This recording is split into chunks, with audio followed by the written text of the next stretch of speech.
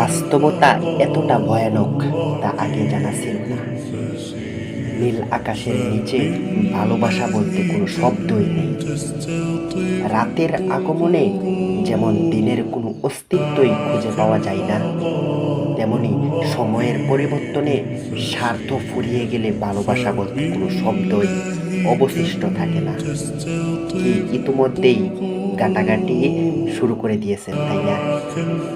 এটাই ভেবে নিয়েছেন যে পৃথিবীতে দুইটি মানুষ তো একদম নিঃস্বার্থভাবেই ভালোবাসে, মা বাবা।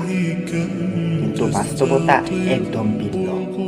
তারা তোমাকে নিঃস্বার্থভাবে কখনো ভালোবাসে না। শুনতে বিশ্বাসযোগ্য না হলেও এটাই বাস্তব। তাহলে শুনো, বাস্তবতার পাতা উল্টিয়ে একটি গল্প বলি। আমাদের পাশের গ্রামে এক বড় ভাই। আমি তখন বেশ ছোট, তবে কথা আয়ত্ত করে রাখতে পারতাম তখনও।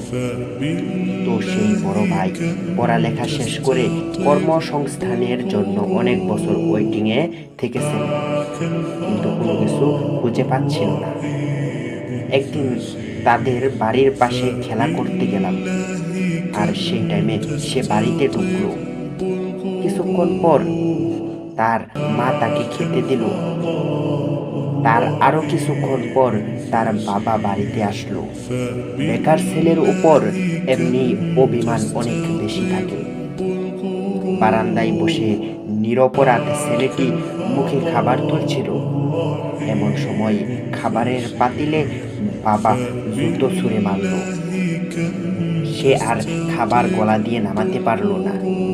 খাবার রেখেই চলে আসলো বাড়ি থেকে। চলে গেল অনেক দূর।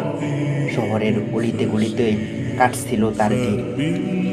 সে শহরে একটি কাজের সন্ধান পেল। এভাবেই কাজ করে অল্প অল্প টাকা জমিয়ে এবং বন্ধুদের সহায়তায় বিদেশ চলে গেল।